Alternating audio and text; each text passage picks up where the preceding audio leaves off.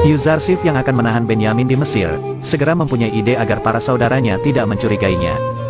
Dia kembali mengingat di saat kecil dulu, saat dijadikan budak oleh Bibi Faiha, saat mencuri sabuk dari Nabi Ishak.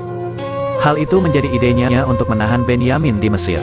Ketika akan meninggalkan Mesir, datanglah Rudamun bersama dengan para pengawal menghentikan mereka semua.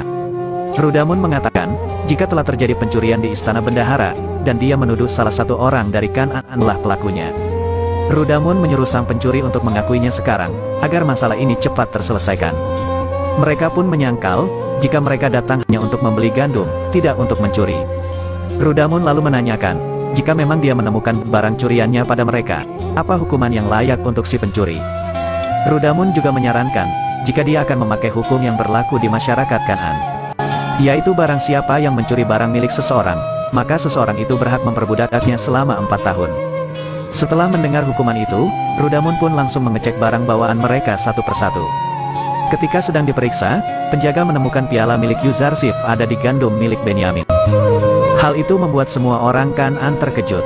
Terlebih lagi Bani Israel yang tak menyangka, jika Benyamin telah mencuri. Benyamin langsung dimarahi oleh kakak-kakaknya, jika dia telah berbuat keterlaluan kepada bendahara Mesir yang telah memperlakukan mereka dengan baik.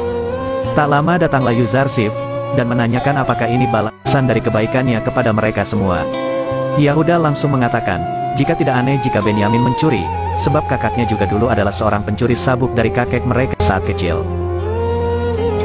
Yuzarsif yang mendengarnya malah balik menceramahi mereka, karena hanya Allah lah yang tahu kebenaran tuduhan ini atas saudara mereka. Setelah Benyamin dibawa pergi oleh Yuzarsif, Bani Israel mulai kebingungan, bagaimana mereka akan pulang jika tanpa adanya Benyamin. Lawi lalu mengatakan, jika inilah hal yang dikhawatirkan oleh ayah mereka.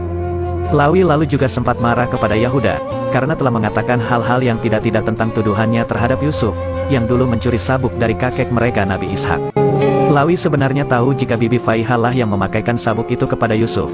Dan mungkin saja, ada orang lain yang menaruh piala itu di dalam muatan Benyamin, sama seperti apa yang dilakukan oleh Bibi Faiha mereka dulu.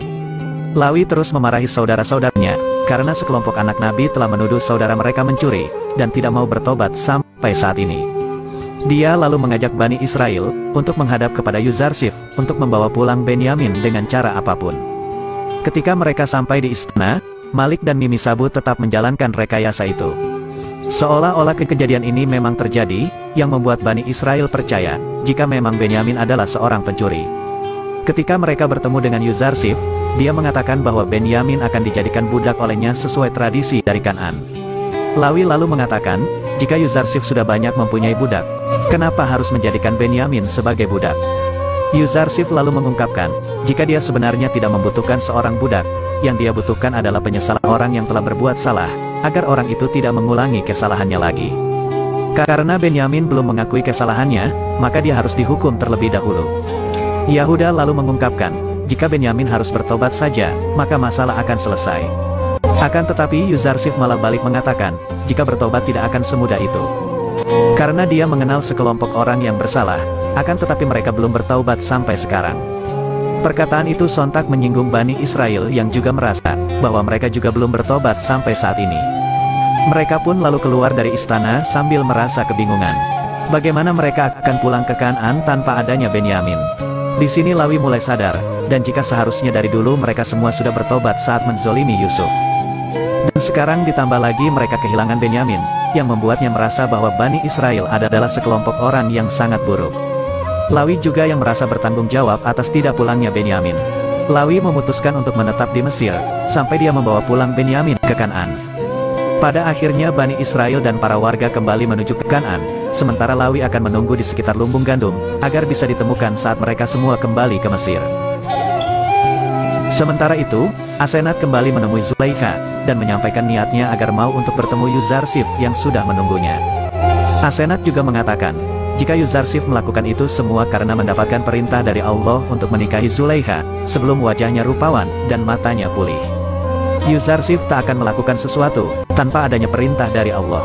Maka dari itu Asenat terus membujuk, agar Zulaikha mau menerima Yuzarsif karena Allah. Zulaikha pun mengungkapkan, andai hasrat dan geloranya masih seperti dulu, mungkin dia akan langsung menerima Yuzarsif, akan tetapi sekarang dia sudah menemukan cinta sejatinya yaitu Allah Subhanahu wa Ta'ala. Namun itu adalah perintahnya, maka Zulaikha pun harus mematuhi semua perintahnya. Singkat cerita, akhirnya Bani Israel dan para warga sampai di Kan'an, mereka yang telah ditunggu oleh para keluarganya. Saat mereka menemui Nabi Yakub, dia langsung menanyakan kenapa semuanya tiba-tiba terdiam tanpa mengucapkan apapun. Dan para istri juga menanyakan keberadaan Lawi serta Benyamin, yang tak ada dalam rombongan. Yakub pun langsung menyangka jika telah jadi apa-apa kepada kedua anaknya itu. Namun Ruben langsung menjawab, jika Benyamin dan Lawi dalam keadaan baik saja.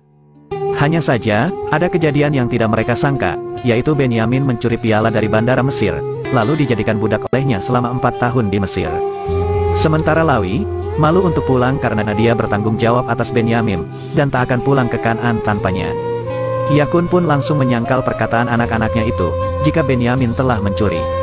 Namun Sam'un mengatakan, jika mereka semua mengatakan hal yang sebenarnya, dan bahkan warga Kan'an sekarang menjadi saksinya.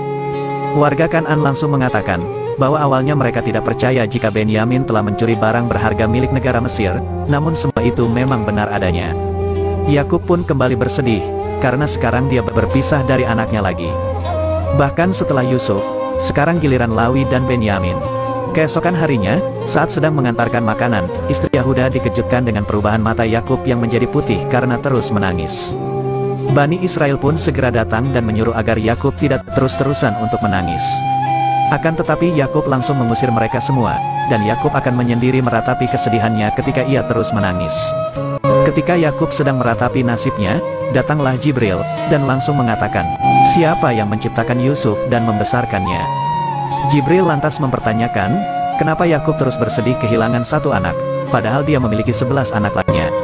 Yakub pun mengatakan, jika Allah yang telah menciptakan Yusuf, dan Yusuf tidak bisa digantikan oleh 11 saudara lainnya, karena Yusuf adalah wali Allah dan juga imam baginya. Jibril langsung mengatakan, jika Allah itu pencemburu, dan tidak ingin Yakub menduakannya walaupun hanya sehari saja. Seketika Yakub pun langsung sadar, jika selama ini dia telah berlebihan meratapi kehilangan Yusuf, dan akan mulai bertaubat kepada Allah. Jibril menanyakan tentang kejadian yang dialami oleh Nabi Ibrahim, yang telah mengorbankan anaknya Nabi Ismail. Allah pun mengembalikan Nabi Ismail, saat Nabi Ibrahim mengorbankan anaknya di jalan Allah. Perkataan itu langsung membuat Yakub sadar, bahwa dia belum mengorbankan Ismailnya kepada Allah, dan mungkin saja karena itu ia belum bisa bertemu dengan Yusuf sampai saat ini. Mulai dari sekarang, dia bersumpah di hadapan Allah, jika telah merelakan kedua anaknya. Sebelum pergi, Jibril mengatakan jika ini mungkin akan menjadi akhir penderitaan, dan awal kebahagiaan bagi Yakub. Jibril juga menyuruh Yakub untuk menyelidiki kabar Yusuf, serta peristiwa-peristiwa penting di Mesir. Dia pasti akan menemukan secercah harapan di sana. Setelah itu Yakub pun bersujud, dan meminta maaf kepada Allah, karena telah berlebihan mencintai Yusuf dan juga menduakan Allah.